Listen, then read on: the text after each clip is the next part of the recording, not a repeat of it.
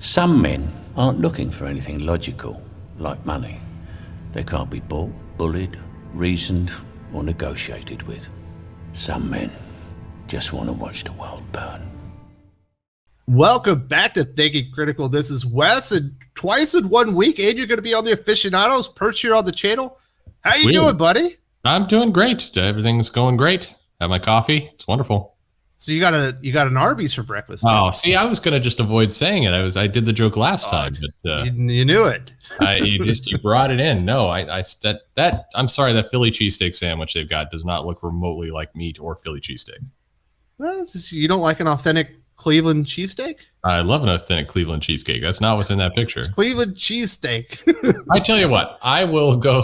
I'm just gonna keep saying cheesecake and see if I can just trigger some impulse in your head. I'm going to go and get some Arby's today. How's that? Dude, you make sure you get some curlies. Well, curly fries are always good. Again, seasoned curlies? People always bring up the curly fries and milkshakes. Like I mean, if your main thing that people like in your restaurant is not the beef, then what are you doing? Well, yeah, you got to have good sides. You know what I mean? Sure, but yeah. That's known for neither here nor there. Yeah. All right. Anyway. We're here to talk about the weird story of Mags Visaggio and essentially snatching defeat from the jaws of victory. Yeah, that's so we'll give a little history on this, and I'll be up front. This is probably going to piss a few people off, and you might even call me a dumbass here.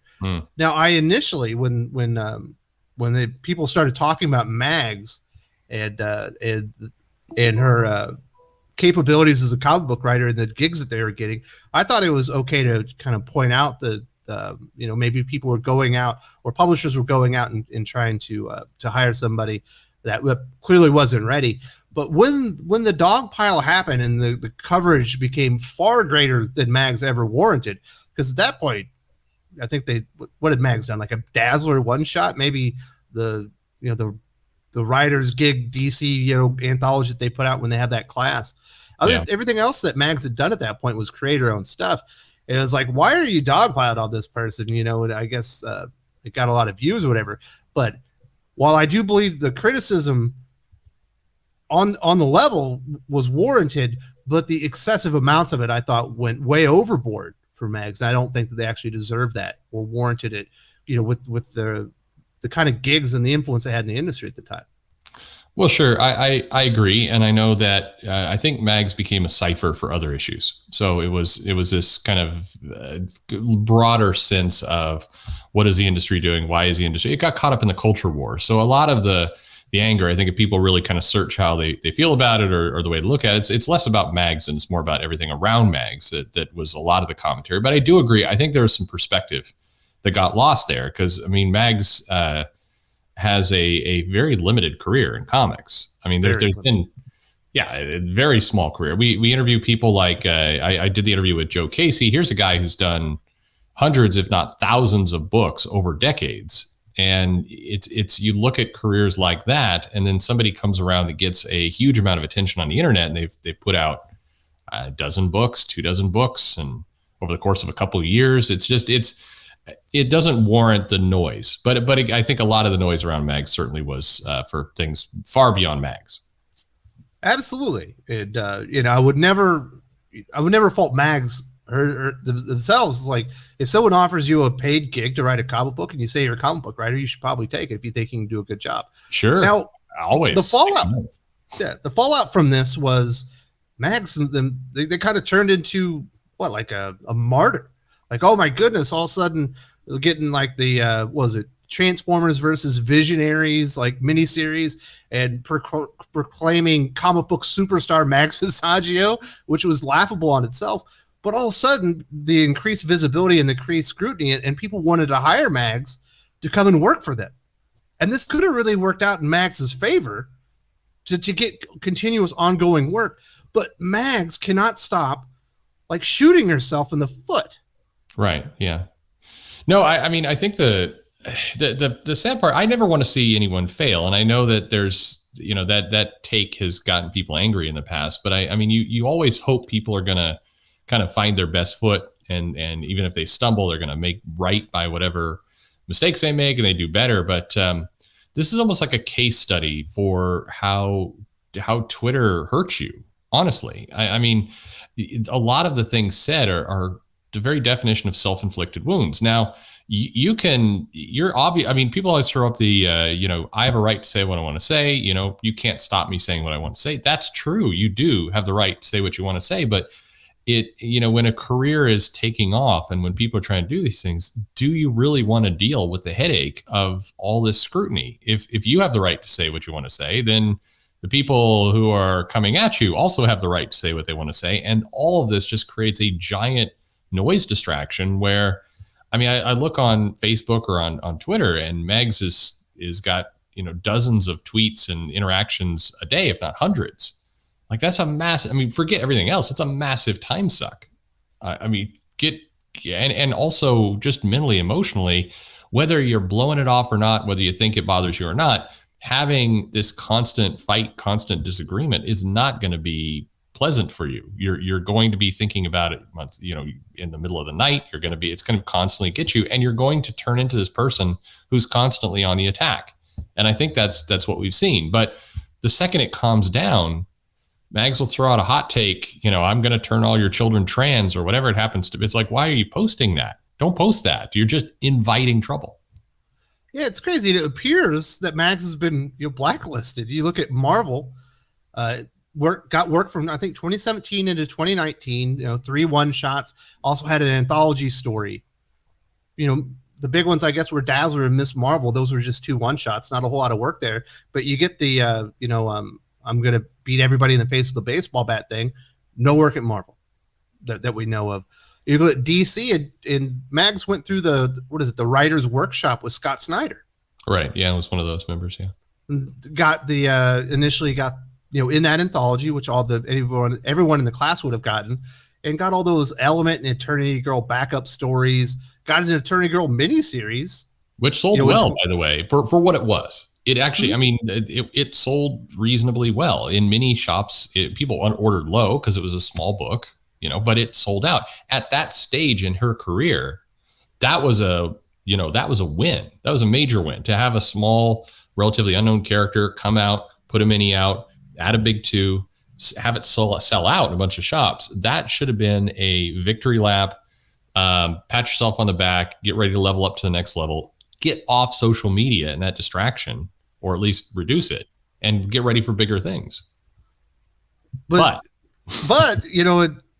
can't help themselves. Decides to go out there and attack Sean Gordon Murphy, who's created this White Knight universe, and had gone out on social media intentionally trying to, signal boost Mags, or maybe show some level of camaraderie or friendship there, and starts saying that he was, love bombing, love bombing, and all these weird accusations. And we did get the Jenny Hex one shot, but I was told that was actually written in 2018, about the same time that those Eternity Girls came out. I think there was something in another Last 52 anthology, but got it. No work at DC to speak of either. They had heavy emphasis on Pride Month this year at Marvel and DC. They both put out enormous anthologies. Yes. Nothing. Mags is one of the most well-known LGBTQ representations as far as comic book writers. Didn't get a gig at either one of them. Yeah, no, I think that was a clear message.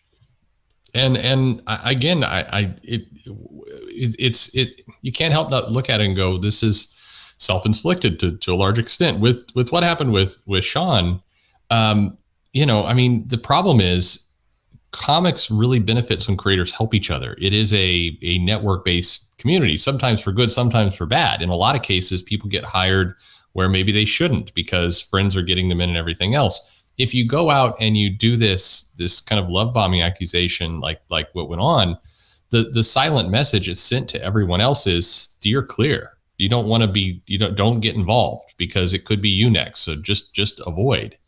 And it was so flimsy of an accusation. It felt more like a jealousy that he wasn't able to get her more work, that everybody else just kind of pulled back, hands up in the air. And so that happening very abruptly, that was 2000, that was last year, 2020 in the summer that this went down, and there's nothing. And again, comic publishers for everything else, and this is one of the areas that I disagree with a lot of people on my channel about, despite all the claims of kind of social agendas and everything else, one of the primary things that they are is risk averse. If they think that something is going to create enough noise to them that is going to be a headache to deal with, they just drop it fast. They're sometimes slow to do that, but Mags has found herself in this position where she's in that camp. She is viewed as, a risk. And so everybody's like, well, it's easier for me to go give work to, these dozen other people, because Mags never leveled up to this place where she could write her own ticket, where she could, like, put it this way, like a Dan Slott, or to some extent a Mark Wade, can go out there and say crazy things, and they're going to keep their jobs because they've established enough of a position in the industry that they can weather some of that. Mags was on the road to that, but never got there. And here we are. It's crazy. I don't know if you've ever interacted with Mags on social media. It's a terrible experience. It's no, I mean, it's not great. No, it's been like 3 years for me. I'll never interact with again, because it was like, I can't believe it. Like, these weird accusations are coming back. I'm just trying to have a conversation. Yeah, I mean, I guess I'm like the comic publishers as well. I'm risk averse. So if I'm going to go on social media and I'm going to have an interaction that's aggressive like that, I'm like, you know what? I again, there's only so many hours of the day. I'm going to spend my time somewhere else, and I do. And I think that sums up a lot of people. And what you're talking about earlier with what I think was meant to be a joke. Somebody had come back at Mag saying there was like an agenda to turn kids trans, and said, if you had a child, you would probably try to turn them trans. And the response was, we're going to turn all your kids trans, and there's nothing you can do about it. Yeah. I mean, I clearly she was joking, but that's not a good joke. It's aggressive. It comes off. I mean, put it this way. If somebody we're going to make sure all your kids are straight and there's nothing you can do about it, that also sounds douchey. Or we're converting all your kids to Christianity and you got no say in it. Exactly. We hated that when we were kids. We didn't like, that was a kind of religious overbearing kind of statement. Nobody wanted that. And so it's don't write that stuff. It doesn't help. I mean, here's somebody who's, I think, kind of detoured from the comic industry, and you look at kind of the stuff that she's focusing on, and we get these posts about Kurt Cobain is trans and Katharine Hepburn is trans, and long rants about that. And it's like, I mean, Kurt Cobain's been dead now for close to 30 years. To suddenly go and decide for him what his pronouns are is offensive. I'm sorry. I guess if you have your evidence, you can bring it up. But the aggressive way it was being argued, look, you can do whatever you want with your time, but what do you think's going to happen when you do that? It's going to make people mad. They're going to come at you, and you're going to have this angry argument on social media. So your feed is just going to look like a war. And comic publishers, people who are trying to put out comics, it's such a razor thin margin of a business. Anyone looking at that's going to go, do I want to put up with having this war infect my comics, or do I want to just go to the next creator down the line? And right now they're doing the second. You know what? It's also crazy about this is these hot takes that are going out aren't just being kept within the comic community like they were before. These are being signal boosted by social media accounts outside of comic books, in regular entertainment. I imagine Mags would like some of their creator-owned work to be picked up, maybe be optioned out. We know, was it Eternity Girl? No, you're talking about Vagrant Queen? Vagrant Queen, yes, yeah. Got picked up, that didn't work out. I imagine, they would like some of these things to be picked up. You think Hollywood's more risk-averse than comic books? I would say so. I mean, it kind of goes to the same thing. If you have a bankable celebrity presence, if you're Brie Larson, who I know is every people on this channel love Brie Larson, but if you're Brie Larson, you can get away with saying more. You've got a bunch of guaranteed deals. You've got some stuff in your pocket. You can, whether you Oscar believe nomination, not a win. I think a win in there. You can. You've got a $1 billion movie under your belt that you can brag about.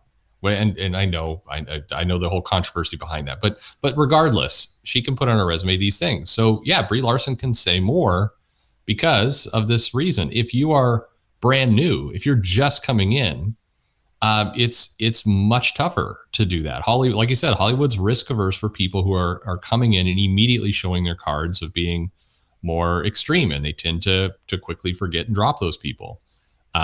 Mags has expressed interest in starting a music career. She's been doing songs and that kind of thing. I mean, all of these things, you have somebody with a lot of interest. It looks like a decent amount of talent. Stop shooting yourself in the foot. I mean, that's the best advice I can give. And I hate that saying that immediately generates a response of, you can't tell me what to do. You're right. We can't. But I would like to see you succeed. I would.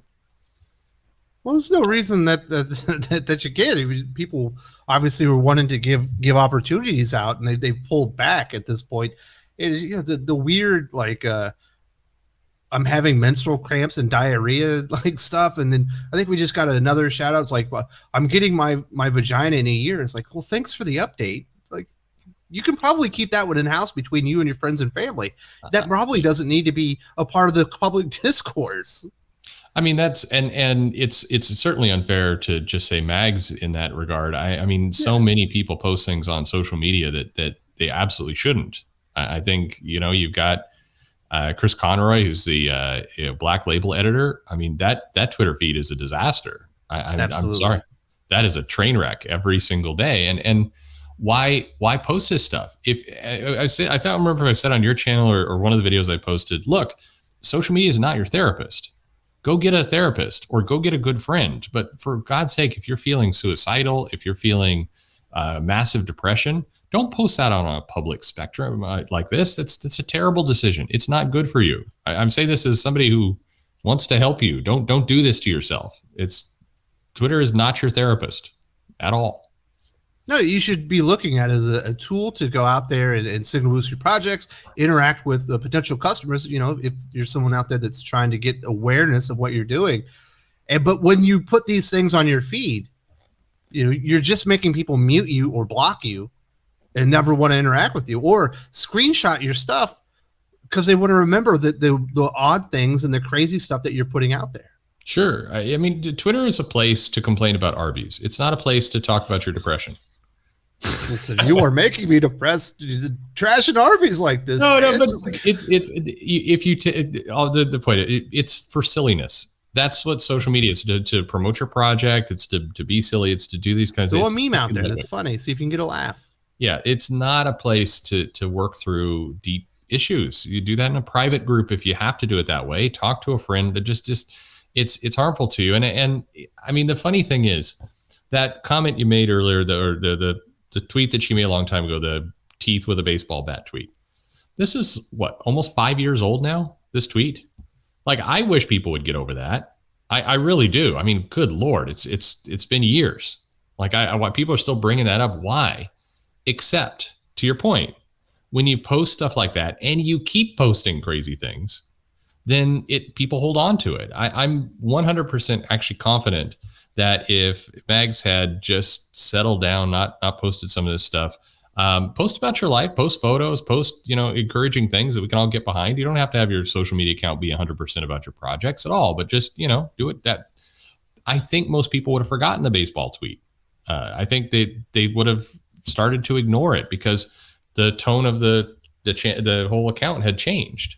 But when you keep posting this kind of aggressive, we're going to turn your kids trans or that kind of stuff, like what, it's just going to keep coming back to life, and people are going to, and I, for her sake, I want that tweet buried. I want it gone, but you can't keep reminding us of it.